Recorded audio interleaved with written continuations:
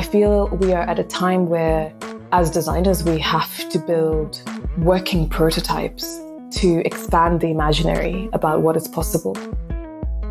Hi, everyone. I'm Amy Devers, and this is Clever. Today, I'm talking to biodesigner Natsai Audrey Chieza. Natsai is an absolutely visionary designer and thought leader. She's the founder and CEO of Faber Futures, a pioneering design agency that melds consumer biotechnology advancements with real-world applications. She's also co-founder of Normal Phenomena of Life, or NPOL, a consumer brand offering biotech products online. NPOL makes tangible how biotechnology can generate new materials that can be beautifully designed to support climate goals and the cultivation of resilient bioeconomy value chains. Natsai's approach involves broad-ranging partnerships across biotech, consumer sectors, and cultural institutions. It uses collaborative, story-driven strategies to catalyze engagement and concrete action on critical issues. Notable clients and commissioning bodies include Ginkgo Bioworks, Adidas, the Design Museum, MIT Media Lab, and the World Economic Forum.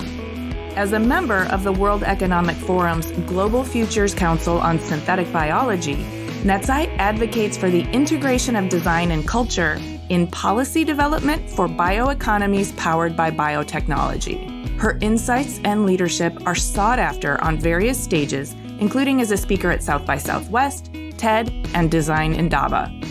Natsai's contributions to biophilic design have earned her significant media coverage and accolades, including the 2019 Index Award, also known as the Nobel Prize for Design. Natsai's life and work is truly fascinating, and through the telling of her own story, she generously gifts us with a very clear vision for a bright and harmonious future. Here's Natsai.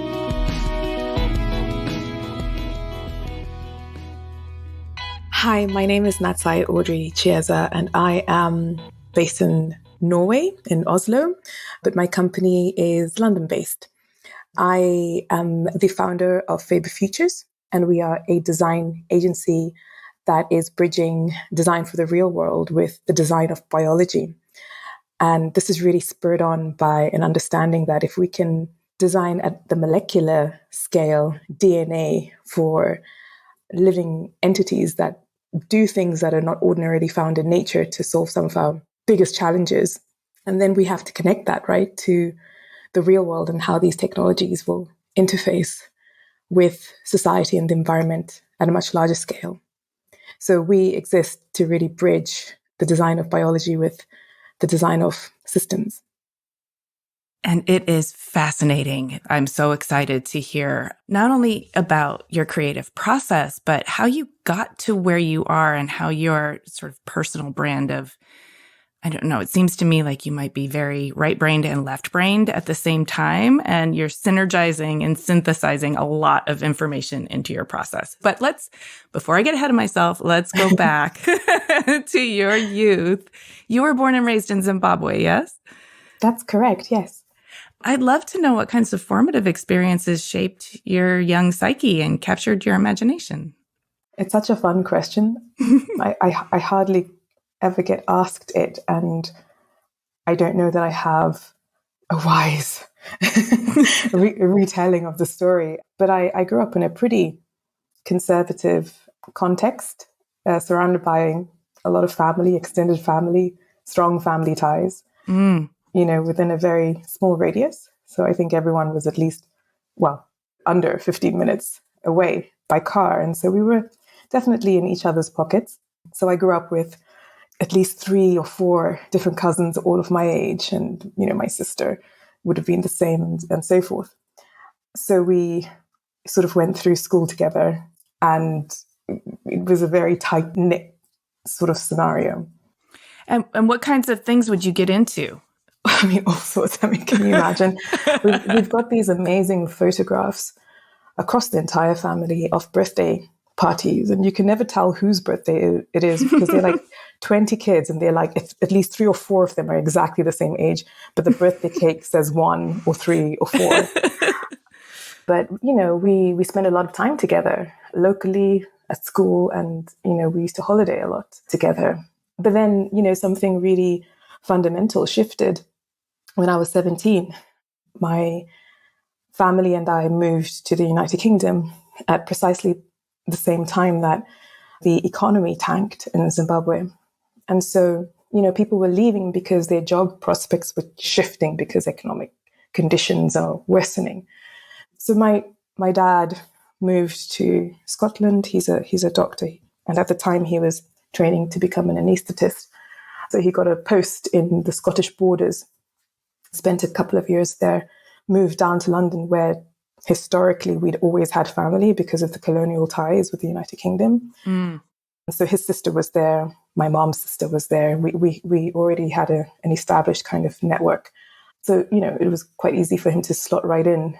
And to be fair to my dad, I hope he doesn't listen to this back. He'd actually lived in the United Kingdom for a while back when he was studying what do you call it in America before you become a postgrad? An undergrad. Yes. That's it. So he had history there. And where it was always a plan that he would come back, he didn't. And so we followed. And I remember my mom pulling us out of school and she was like, don't worry, they're going to keep your places because we're coming back. And then within a couple of years, hyperinflation in Zimbabwe just sunk the entire economy. And so we never went back except for on holiday. And so what's crazy about that time is that though we grew up, and many people did, in really close-knit, highly educated, upwardly mobile kind of communities, at least that was my background, our entire relational structure got completely wiped out because everyone left the country to go to Canada, to go to Australia, to go to the United States, to go to the UK. Like, there's Zimbabweans everywhere. The diaspora is so, so, so expansive. It's insane. And so when I go back home now, I have family there, but none of my friends are there that I grew up with, at school. It's the complete opposite of how we grew up, with a very strong community. It's completely fragmented and disjointed. And so it's a strange old thing that you can, in one generation, go from one extreme, because it was an extreme, how close-knit we were, to the opposite, which is just complete alienation, I think, is a good way of putting it. Wow. So in the extreme contrast of those situations, what's the nutrition? Where's the lesson? Or what have you been able to mine from those experiences that serve you now? I'm very acutely aware of my Theresa May in the Brexit years described people in the United Kingdom who weren't nationalistic as citizens of nowhere. And that struck a chord with me because I think I'd carried with myself this sense that I didn't really belong anywhere. I no longer belonged in Zimbabwe because, sure, I grew up there. I left when I was 17, but I became an adult in a completely different context. I lived in the United Kingdom for about 20 years. So this sense, I think, of not belonging has always been pretty apparent to me. And it's something I think that I just channel because, you just kind of need to make hay with that. And I find myself now living in Oslo, in Norway. And I think part of that is trying to discover really what this edge is, the places you situate yourself to be able to learn different things about yourself. How far can you push that idea? So my husband and I moved to Norway during the pandemic years in 2020 because we got a little bit tired of doing the pandemic in the suburbs in the United Kingdom. It's pretty dry, and this very sort of strong sense of attrition with the political context there. It was just a change was a good idea. Like, let's go and lock down somewhere else because then at least we're learning something about ourselves. So I think the nutrition there might be tied to not being afraid to be a fish out of water, because my history has shown me that you kind of just need to go with the flow there a little bit. And at every step, you're going to learn something new about yourself. What are you learning about yourself in Oslo now? Like, what is being revealed to you other than like not being afraid to be a fish out of water? Are there aspects of the culture, or, parenting as well, seems like you're kind of quilting a really interesting patchwork together. What is it teaching you about yourself? I love this quilt analogy because not all quilts look pretty, but everyone keeps them because they mean something. Yes. And I think I'm in that process of trying to figure out, like, what is this thing that we're making together? So we moved in 2020, my husband and I. Mm-hmm. I think we caught one of the last flights out before everything totally locked down. Oh, wow. We get on the flight. We've got 2 bicycles and bike bags and hand luggage and masks and visors and gloves. But that was pretty much it. But then 2 weeks later, I discovered I was pregnant. So that was hilarious because it was just like... Wow, you are going with the flow. Yeah. we looked at our apartment and like we'd been in love with it for 2 weeks. And then like, this is completely inappropriate to have a small child in this loft apartment. Oh my gosh. So suddenly all of these things just kicked in overdrive where you start to have completely different priorities. And you're having these new priorities in a new context. There's nothing that is like telling you that you're doing the right thing, or there's no precedent, there's no roadmap. Mm-mm. We didn't know anyone. Sure, everyone speaks English here, but then to not speak Norwegian is problematic because then you're not really in the culture. And this is happening during a pandemic. So we had a pandemic baby and it was really strange, but then I was really busy at work. And so I think that kept me focused and occupied with so much more that I didn't get bogged down in like the ridiculousness of the situation we found ourselves in. It does sound a bit ridiculous. I'm not going to lie. You move there with 2 suitcases and find out you're pregnant. You are really surfing the vicissitudes of life with finesse, Natsai, it sounds like. But I don't think it's with finesse. I think it's okay. I just think it's holding on for dear life. I think there's a little bit of that where it's not been easy, and it certainly isn't any easier. It's just different, right? She's 2.5 now, and so we've been here for 2.5 plus 9 months. Yeah.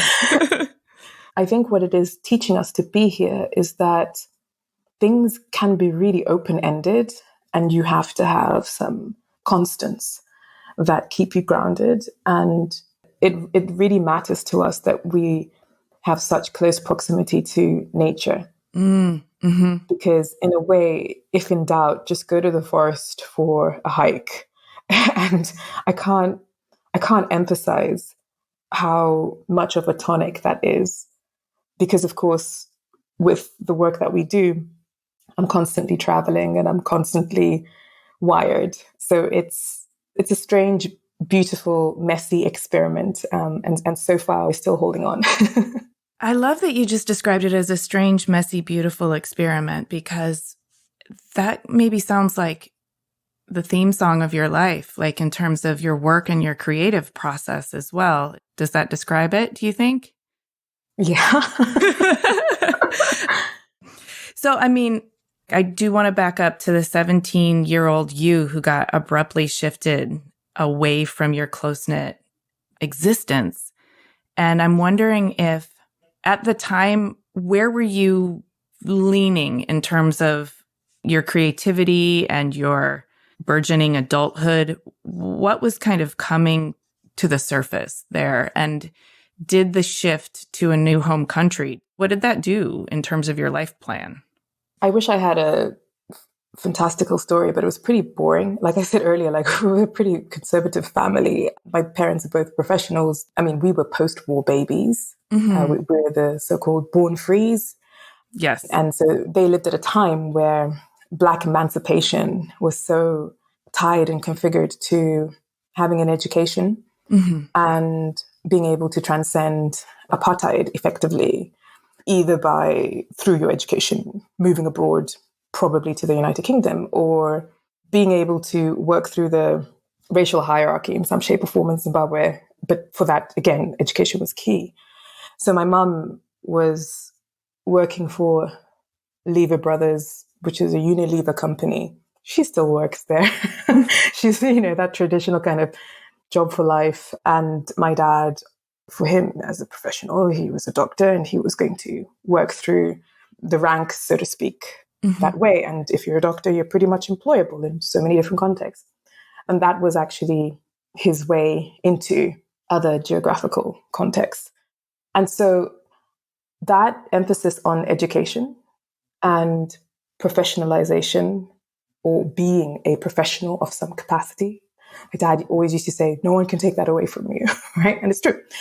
Led me quite early on to understand that though I loved art, and I'm talking when I was, 8, 12, 16 years old, I love art. I thrived in those classes. I knew that I couldn't become an artist. There was no roadmap for that. I had to study architecture because that is a professional qualification.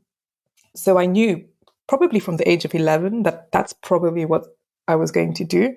So by the time we came to the United Kingdom, I finished up my high school, which was a continuation, right, of schooling in Zimbabwe because of colonialism, exact same system, exact same exams. Okay. There was no stress or, period of transition into another world, except actually when I ended up at architecture school in Edinburgh.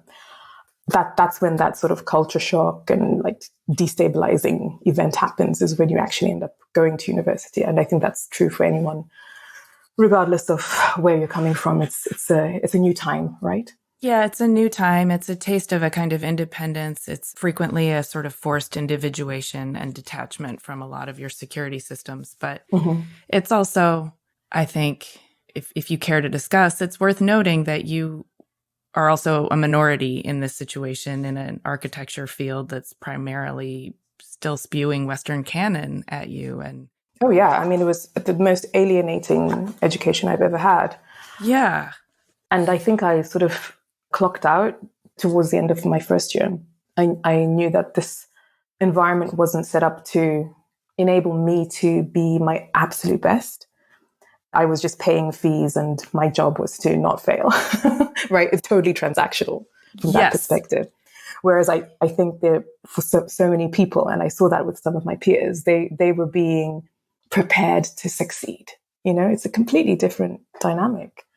Yes. And it sounds like you clicked into a sort of self-aware survival mode, knowing like the transactional nature of it was about understanding you were still served by getting the degree, even if it wasn't something you were passionate about. And yet the contrast between your experience and those who are actually having their like creative fires lit, it must have felt a little bit heartbreaking and alienating. But at the same time, sometimes those experiences propel you in a new direction. How did you process all that? I said earlier that I grew up in quite a conservative, environment, not just in terms of my family, but just like the community, the society, very religious and all the rest, and traditional in terms of Shona culture. Not necessarily a bad thing, just it was about conservative values. But what was very true about me is that I quietly rebelled. I quietly knew that this wasn't going to be all that there was for me. And so I didn't choose the things you were supposed to choose. Even architecture was like quite a rebellion. I can see that. Totally. Because it wasn't law, right? It wasn't medicine. Most of my dad's side of the family, they're doctors, they're nurses, midwives. Like, it's just like, and I was like, no, I'm not doing that.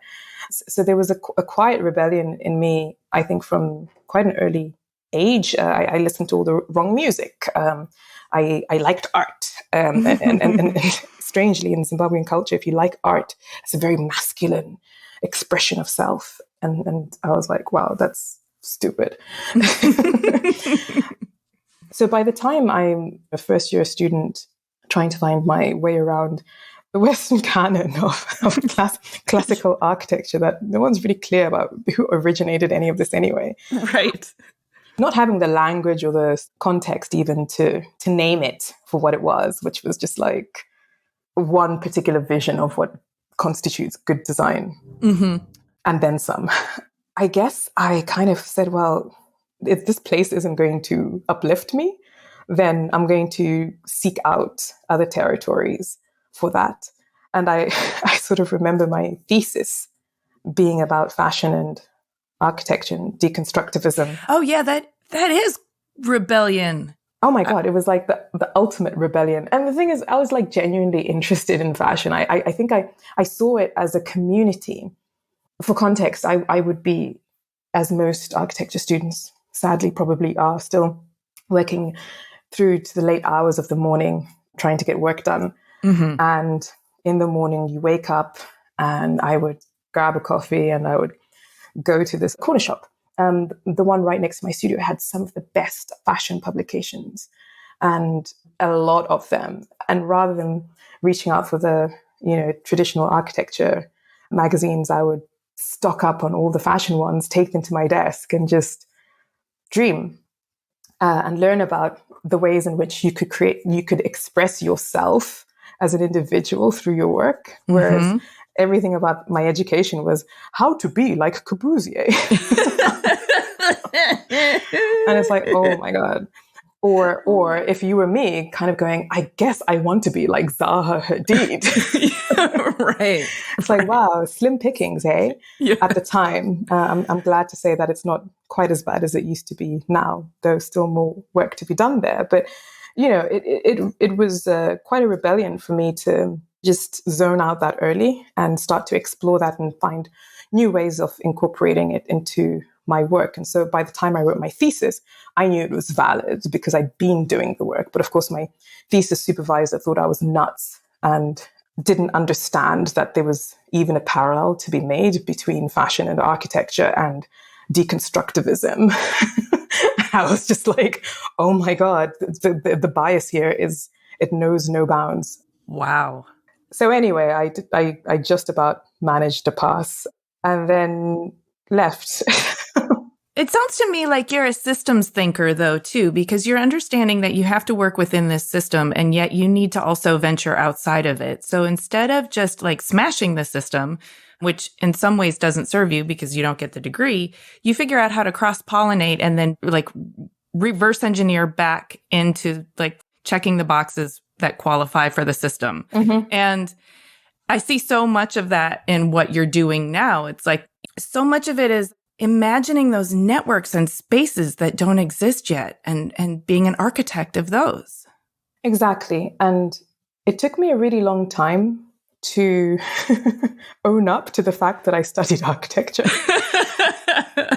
Well, literally to say it out loud, because I think for about 7 years after the fact, I didn't know how to talk about architecture after I left under such dissatisfactory kind of circumstances.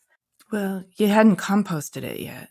No, I really hadn't. But yes, it took me a really long time to understand what had just happened, what I had learned, why it was relevant, and how I was practicing it. And that was the crucial point, is how have I incorporated this practice into the worlds that I'm trying to build now? I mean, even the notion of world building was like, ooh, that's so interesting. Who's doing that kind of work? It's like, actually, you are. just in different ways.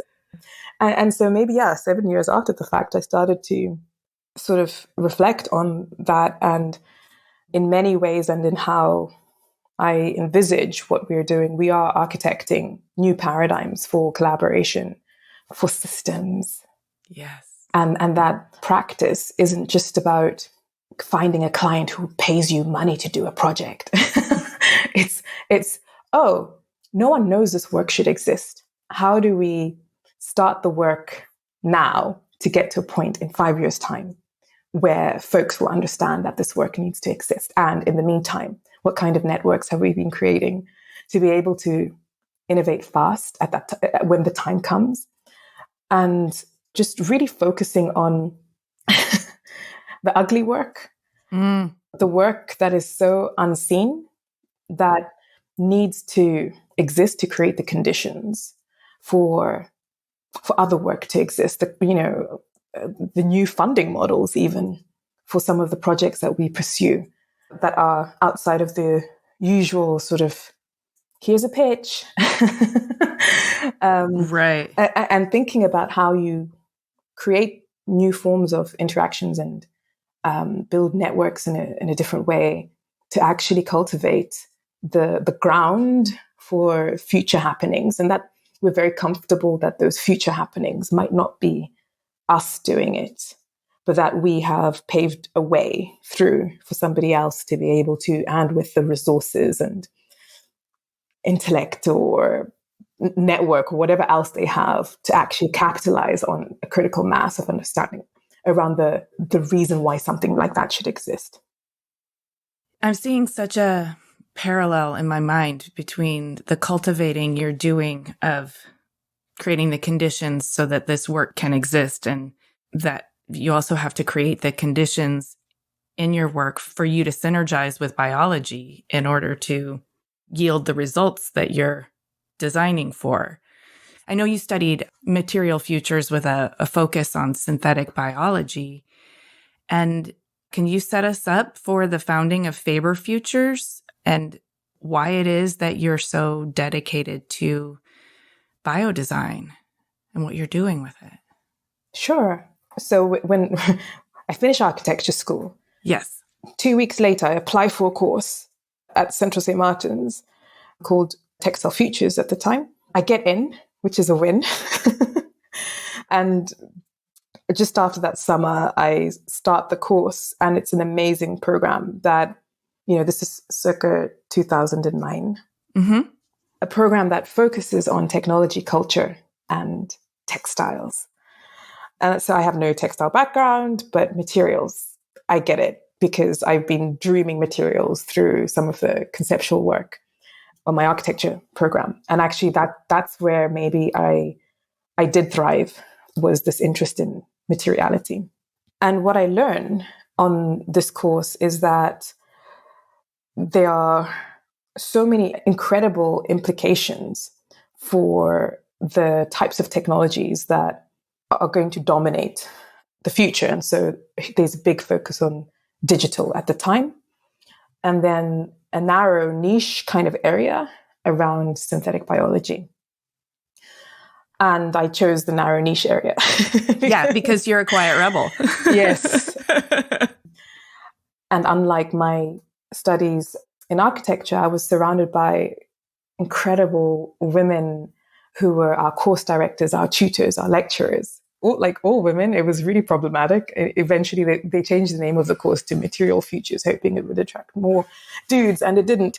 So it's very gendered work, it turns out. But I was like starstruck, besotted even, with seeing women just in their power, directing us into futures no one else had been able to uncover for me in any shape or form.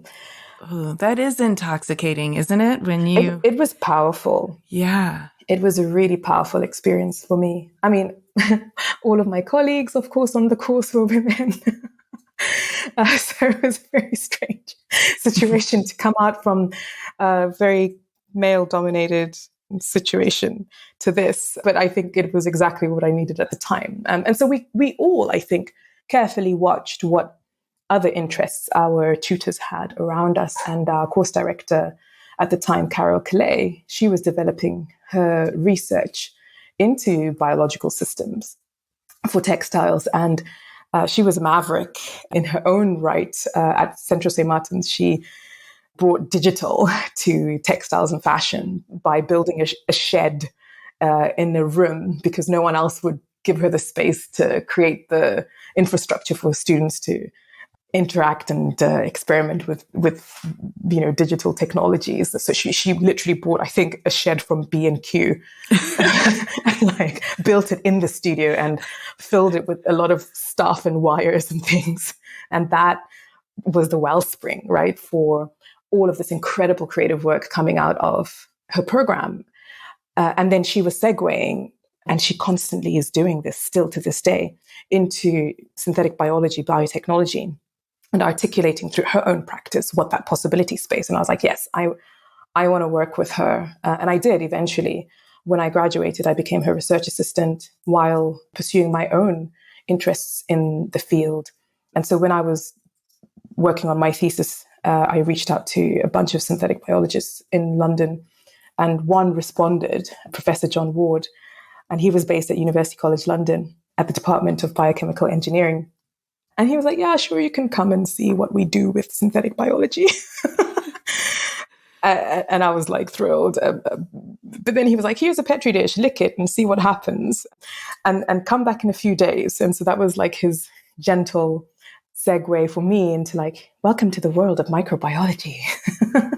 Did you lick it? Oh yeah. So I licked it, and you do fingerprints on the nutrient agar, and you come back and you come back to your microbiome on a Petri dish, and it's just like the most mind-blowing, sensational thing, right? Wow. To experience if you aren't studying biology. Right. Whereas everyone was kind of eye-rolling me, going, "Oh my God, like you've got E. coli." Because we all do, and it smells. So could you, when you're done with that, just like throw those Petri dishes away? Right? Like, that's a new kind of vulnerability, having your microbiome be subject to judgment. Yeah. And it's this amazing, like this world that you don't know unless you know. And I was hooked. So I kept coming back, and I became an honorary designer in residence. Mm-hmm. Right? This was my first kind of foray into how to do great work with no institutional support except the kindness of one individual. and figuring out what to do with that, right? Yeah, exactly. Sometimes when you're doing such pioneering work, sometimes that's all you have to work with. And like that proactivity that you're taking it upon yourself and you're discovering and making connections, that also feels like part of the education. Exactly. And okay, so if we do cast our eyes back to 2011, which is when I graduated, mm-hmm. the word biodesign wasn't even in circulation. I was featured in a book that coined the term with my thesis project, which is very embarrassing. Please don't look at it. But we have to. What's the name of the book? I think it's called Biodesign now. Okay. And so, there was no precedent for how you even work in this way, except I should caveat that and say, I looked to what bio artists had been doing.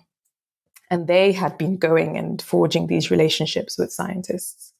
And I thought, okay, that's the way. And so it was very important for me to nurture that relationship with John. He allowed me to share his bench, because he was too busy a lot of the times, I think, to do the fun work. And he saw me maybe as someone doing fun, weird work. So I think at the time he was like, okay, what you need to learn about microbiology is there are microbes everywhere. So there are microbes on you. And then I said, that means there are microbes in plants and in root systems. And so we did a project that taught me how to bioprospect for different organisms in different contexts, including herbs. And so I have a early project called the Rhizosphere Pigment Lab, which is really inspired by Dai Fujiwara's project Color Hunting. He, of course, from Ismiyaki. And he went and looked for color in the jungle and built an incredible color palette representative of that environment. It turns out Emilio Pucci's colors are also derived from looking to nature and trying to color match with chemistry at the time, those exact pigments, which is what you get as the Pucci colors. And so what I was learning from this process is that nature has this abundance of color, and that you can look at it from a microbiome perspective. And so I learned how to isolate pigment-producing microbes from the root systems of different plants. And that was amazing to me, to just say, I'm looking for color and there's plenty of it. And these are the microbes that are responsible for generating it. And this is what their context is in nature. And then John was like, but here's one I made for you earlier. He had streptomyces, seedy color that he had isolated from his cacti plant on his windowsill in his office. And so he had it in the freezer, and he gave me the protocol to learn how to grow it. So then I was only working with this isolated organism, and it generated this beautiful sky blue color, hence seedy color, which in Latin means sky blue. And I just figured I wanted to translate this into a design context, and that textiles was going to be a good place to start. And after a year's worth of experimentation. I, with John, discovered a protocol to dye textiles with it. And I think the only reason why I stayed the course with that line of inquiry was because it was a water efficient dye process and it didn't have any toxins. And in textile design and manufacturing, downstream, that's a holy grail scenario. Yes. Yes. So to have both of those things happening at the same time is just, a lot of companies will innovate to try to solve for the one and not the other. And yet here was biology just evolved over billions of years just doing it. And that the step to enable that process to happen didn't come easy. We'd spent hours, weeks, months trying to grow this organism in liquid culture and isolate the pigment so that we could drop it in as a drop-in replacement, right? Drop it in as a new ingredient to existing structures and systems of dyeing. Right. From a screen printing to water bath. Bottling lightning, essentially. Yeah. Because it wasn't working because the chemistry didn't align with what the end product needed to be. And then one day I grew the microbes on the textile, like directly on the textile. And that was a turning point. So that is amazing.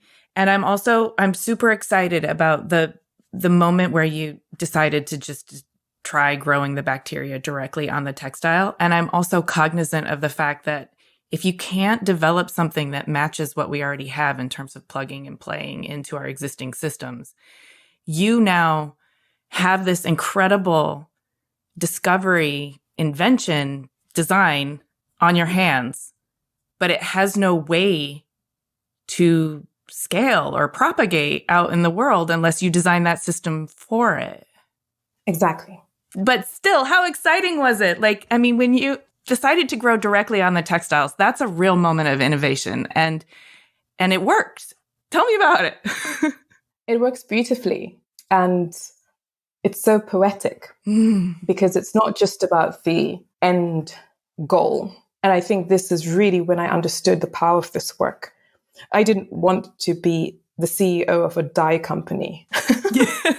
You didn't? Yeah, I still get strange looks that I'm not.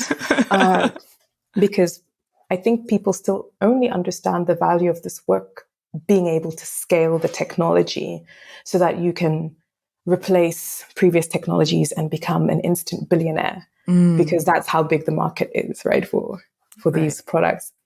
That didn't interest me because what I experienced was transcending from that logic of capitalism to being changed by the organism itself, having its life cycle drive all of my design decisions. Yeah. Right. So the life cycle of a fermentation with Streptomyces is about 7 days. So your entire schedule is on this 7-day cycle. And there are incredibly important moments in that 7-day cycle where you have to intervene in the fermentation process for you to get what you require. Okay. And that's really based on the protocols that we use that are contingent on dyeing the textile with microbes growing on it directly. It shifts your perception into this human, non-human relationship. It becomes apparent that there is a human, non-human relationship or human, more than human relationship, that somehow your fates are intertwined and that the language that you use to describe the things that you're doing, it is new language because you have no precedent for how you have to work with these organisms for this particular use case. Mm-hmm. You become it and vice versa. Maurizio Montalti talks about this a lot. He's founder of a company called Mogu. They make mycelium building materials, but he is also an artist, right? And he talks about his words. He talks about encountering the other. And it's such a powerful word because that encountering completely shifts your perception around how scale can be achieved. Because suddenly you understand responsibility as being quite key to what that looks like. responsibility to the living world at large, but also responsibility to communities who bring with them craft, which is the only way that this technique is going to become irresistible. So you join these different things up pretty quickly to realize that what we're scaling here isn't just an ingredient. We're scaling a movement towards Hot damn, this idea. is so exciting.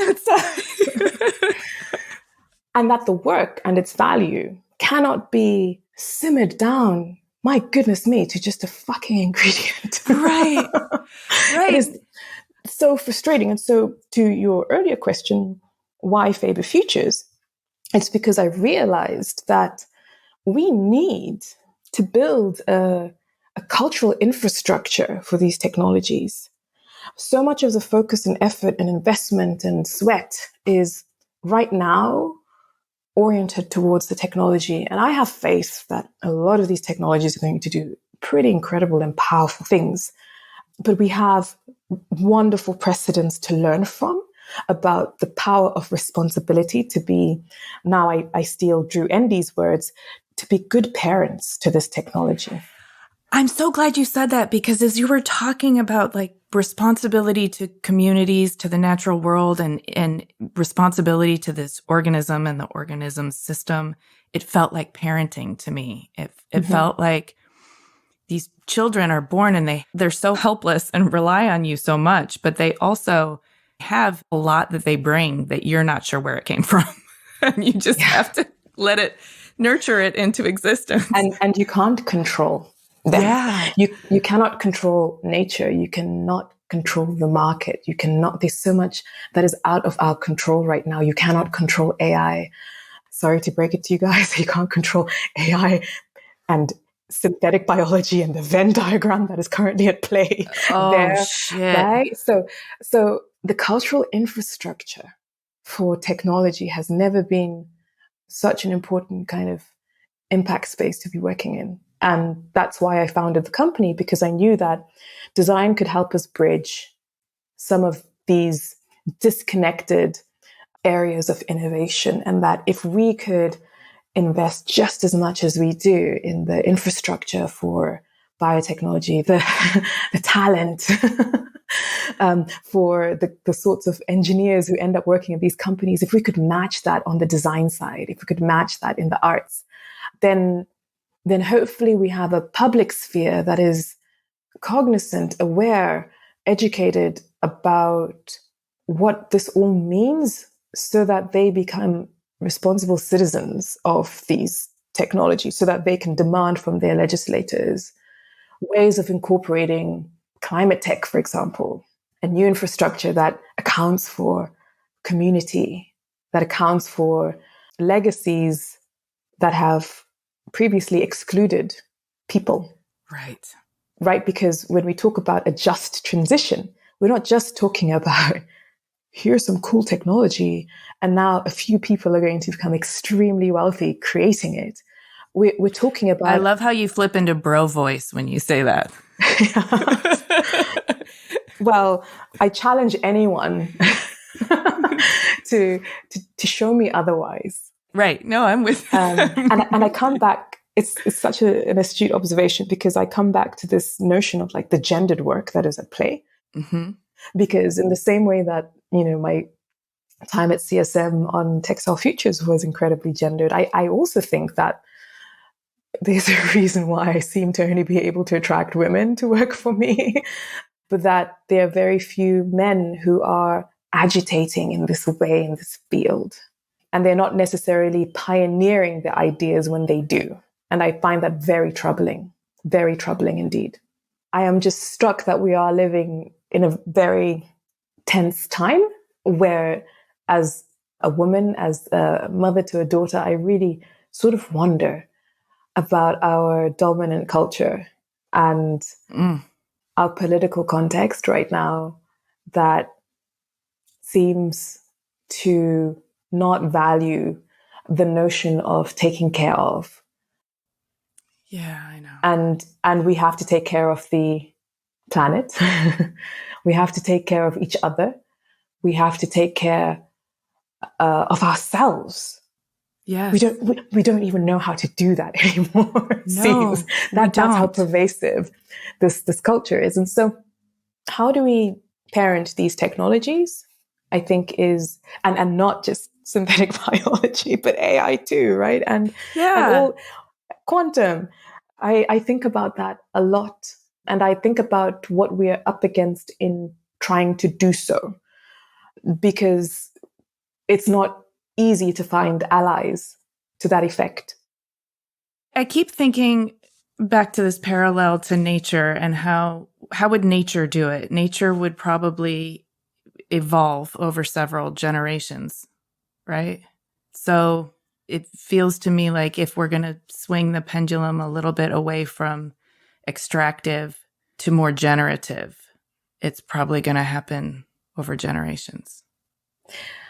Exactly, which is why if I think about our talents, our gifts, Mm-hmm. the now, Mm-hmm. if I think about condition setting, I feel we are at a time where, as designers, we have to build working prototypes to expand the imaginary about what is possible.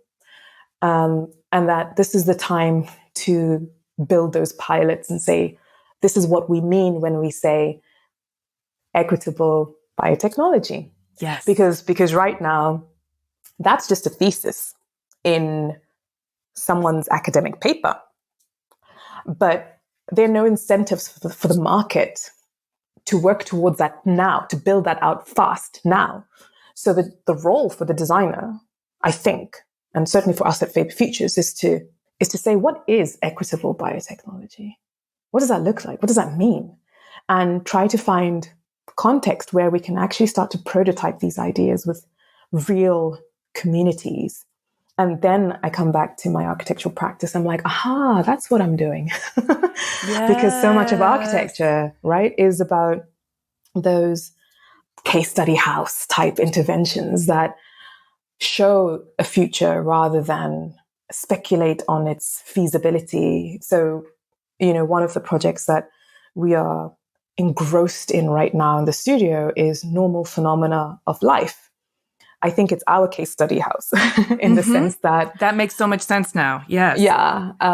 We have been obviously working in this arena now since I started the company in 2018.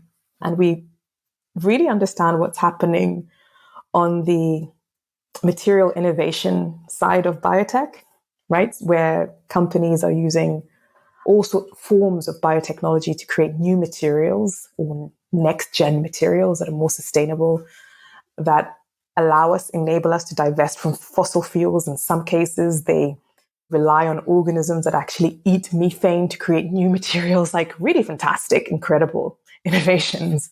And then that's the lab-based, this is what's possible.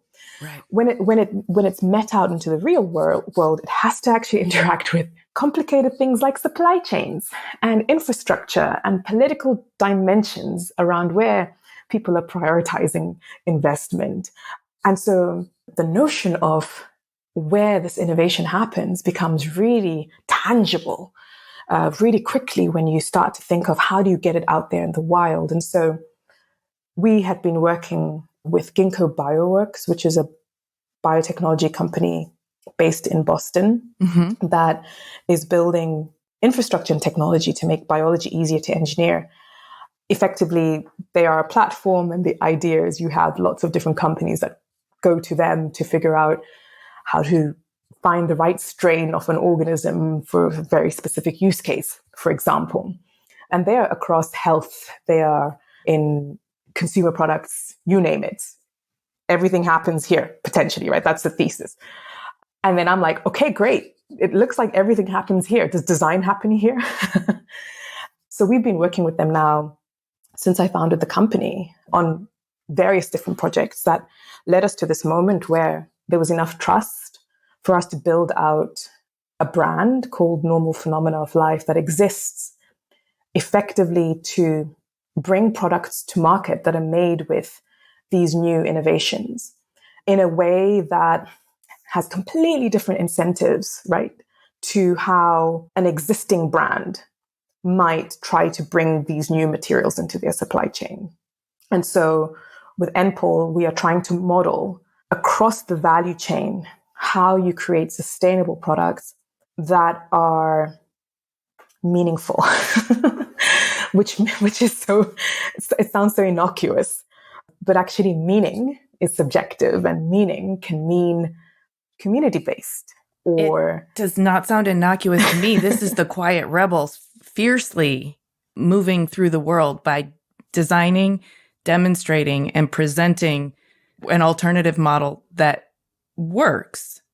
And, the scale proposition is that if it works for you, it can work several times over. It doesn't necessarily need to mean that one enterprise monopolizes. Right. No, it propagates rather than monopolizes. That's exciting. Exactly. Because that's community. And that means equity is more ensured because people have more ownership. It's more decentralized and distributed. Exactly. I'm so thrilled that you have alighted at this, because that's like the end game, is how do we create a distributed biotech? And we've basically created a shop to model that question. We've created a beautiful brand to communicate the value that is being created by merging design and biotech, and the potential promise that needs all forms of accountability for it to be arrived at. So on the front end, when you visit the website, it looks like a shopping experience. You can buy a jacket that is made with microbial dyes. You can buy a beautiful triptych edition, limited edition print made with algae pigments. And we have some really exciting new products that are coming online later on this year. But on the back end, we've built new supply chains, and they're values-driven supply chains. Wow. Where we are thinking about who do we work with to make sure that there's no slave labor in what we're doing. Number one, and then it's like, oh, it turns out it's not that difficult to choose that, right? Which is not what we hear about dominant systems. We kind of hear that, well, that's just the world we live in. And what we're learning on the back end is there are choices to be made about how we build out a bioeconomy. I mean, one of the choices that I had to make a few weeks ago was we're opening a US shop. Mm-hmm. And we were wondering if the inventory that exists in the UK shop needs to be shipped to the US so that it's available in the US. And that just sounded bananas from a carbon footprint perspective. And so we have decided that the US shop will only stock stuff that is made in the US. And that is fascinating when you take that decision, because your supply chain is hyper-local. Yes. And because of regulatory realities, some of the stuff you're going to be able to get in the US shop, it's not the same stuff you can get in Europe. Because so again, from a back-end perspective, this prototype that we've built is super, super important for anyone in government right now who's scratching their head wondering, what's biotechnology and what does it have to do with the bioeconomy? Because we can show them under the hood what is actually at play, but through these beautifully designed products, not through a freaking white paper. Right. And no shade on white papers. It's a different context. Even on a white paper, it can feel concrete, but still abstract. It needs to be sort of born out into a relatable human experience for it to resonate. And that means appealing to what appeals to humans, beauty, function, utility, all of those things, even commerce and, price point, all of that matters to make something less abstract and more probable. Exactly. And again, I come back to this, why does normal phenomena exist? Really to try and figure out what other incentives are there that we can program new enterprises to inhabit so that we don't keep replicating the same outcomes. And so, it's really useful and important for me to be able to tell somebody why the jacket costs £4,000, because I can just tell them that one of the biggest barriers to scaling the bioeconomy as enabled by biotechnology is just how expensive fermentation is. And that if someone can just solve for that, this jacket will cost less. It can't be the case that the only way you can bring down the cost of that fermentation is for the person who wants to ferment microbial pigments for textiles to become a startup, to vertically integrate the entire stack. That is an unrealistic proposition. We need to start thinking about the bioeconomy as, something not too dissimilar to how we used to communally go and make our olive oil, right? Or bake our bread. We can't all have the technology to do these things. We can't all be experts in doing these things. I mean, certainly we're not. I am not a biologist. But I'm talking about the kind of infrastructure that allow any designer or craftsperson to play with these new materials, because we've lowered the barrier of entry to actually accessing the power of nature to make these things. Whereas we're on a path right now, I think, as you astutely observed, where we are looking to monopolies to create these technologies and for other existing monopolies like fashion brands to scale them. And I just think that is putting all our eggs in one basket. It's not a case of either or. We need both approaches. And so we are really trying to focus on what are those small scale interventions that show us a different way of a different possibility. And in some cases, we are also working at a very high scale because it's possible with that particular technological input. And then we're learning at Faber Futures what it means to actually bring biotech-enabled products to market. That is so incredible. And when I think about the nature of the work you're doing, it's incredibly holistic because you're starting quite literally with at the microbe level, but then needing to design all the way out to the macro of globally, which might mean not a monopoly, but actually an ecosystem that can propagate itself globally, like mycelium or something that can end up carpeting the globe in a way that can distribute with a different kind of set of values. And to me, that is the most concrete, exciting vision of the future that I've witnessed, that I've heard of, that I've been able to wrap my head around in a long time. And for that, I'm super excited and super grateful to you and the work that you're doing. Thank you. And, I will just say, it is such a seductive vision.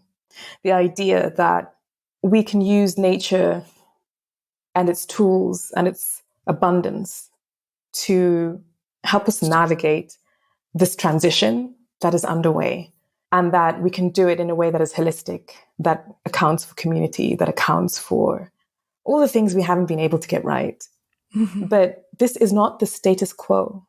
I sat in a World Economic Forum talk a few months ago on trade, and it was sobering because I realized that where I thought it's a no-brainer that you want different kinds of people to be able to, and different geographies of innovation, since we're building this from scratch to emerge, that is counter to trade and how it works on this planet and how it's deeply political. and therefore, this vision isn't just going to happen. It has to be fought for. It's trying to grow in a hostile environment. In some ways, it is hostile, but in other ways, it's like we're going to make incredible changes because we have no choice. Right. And I think more than likely we're going to see a lot of strange and wonderful things happening because people didn't have a choice. And you see this in places like Zimbabwe, where everyone's pretty much off-grid, using solar panels, having access to their own water, but only because it's a failed state and there's no government intervention for like infrastructure. So it's a really green place to live in many respects, but it's not green politics that has led the nation to behave in this way. It's the economy, stupid. and it ultimately necessity, which is nature. Exactly. We'll figure out a way. I mean, that's what happens. Mm-hmm. Just by way of concluding this fantastic talk, I'm wondering, how can folks who are maybe not engaged in biodesign or even biotechnology, what is needed? How can we support or add a little energy to this mission in some way? I mean, I like to spread the word through this show and other ways. And I know that you've done a series called Ferment TV, and you've also done a few TED Talks, and I want to direct everybody to those. So storytelling's a big part of this. What else can we do? How can we add support to this? I think that one of the critical things that has to happen now is an awareness around the idea that biotechnology can be built from the ground up. And so if you are somebody who works in supply chains, you should be thinking long and hard about how you make those equitable if they are contingent on microbes, for example. And then when I think about the design community, I asked this question a lot, usually from graphic designers. I don't know what it says about graphic design, but everyone's scratching their heads going, what is my purpose? But certainly it comes up. Communication. I am so excited when I see agencies shifting their priorities to make this revolution seductive. Yeah. Design is so powerful in changing mindsets and in shifting culture. And I would love to see resources being directed to that kind of enterprise. And so one thought that comes to mind, Indy Johar talks about the scale of the interventions that need to happen for us to not just meet our climate goals, but just journey through this transition. And they are so immense. They're so all-encompassing and crossing so many different domains. And I just think that everyone has a role to play in that. And so asking yourself, in my work today, how am I prioritizing nature? How am I prioritizing nature? How am I prioritizing nature? And that it could be that you work in technology and you're engineering nature. And I think it's a really good question to ask yourself, how am I prioritizing nature? Because even for somebody who's engineering nature in a lab, there are design decisions being made about that DNA code. And that has been one of the things that has motivated me, is scratching my head going, well, how can you design living systems if you don't understand what's happening in the real world? You've got to bring those things closer together. So from any discipline, I think it doesn't really matter what the tool is. It might be synthetic biology. It might be graphic design. It might be product and industrial design. The question should just be, how am I prioritizing the living world? I'm going to take it. I'm going to proselytize on your behalf. Everyone that I come in contact with, I happen to teach at an art school, so I have a good audience. I'm so excited about the work that you're doing, Natsai, and I'm so grateful for you sharing it in your words, because you have such a lyrical way of speaking about it that is so, it brings us in and helps us understand, and it moves me. So thank you so much. Thank you so much, Amy, for having me. And I have to say that this is one of the best conversations I've ever had about this work. And it's really special and generous for you to be able to take me on this journey. Hey, thanks so much for listening. For a transcript of this episode and more about Natsai, including links and images, head to our website, cleverpodcast.com. While you're there, check out our resources page for books, info, and special offers from our guests, partners, and sponsors, and sign up for our free Substack newsletter, which includes news, announcements, and bonus content. If you like Clever, we can really use your support. You can share Clever with your friends, leave us a 5-star rating or a kind review, support our sponsors, and hit the follow or subscribe button in your podcast app so that our new episodes will turn up in your feed. We also love to hear from you on LinkedIn, Instagram, and X. You can find us at Clever Podcast, and you can find me at Amy Devers. Clever is hosted and produced by me, Amy Devers, with editing by Mark Zorowinski, production assistance from Ilana Nevins and Anushka Stefan, and music by L1011. Clever is a proud member of the Surround Podcast Network. Visit surroundpodcasts.com to discover more of the architecture and design industry's premier shows.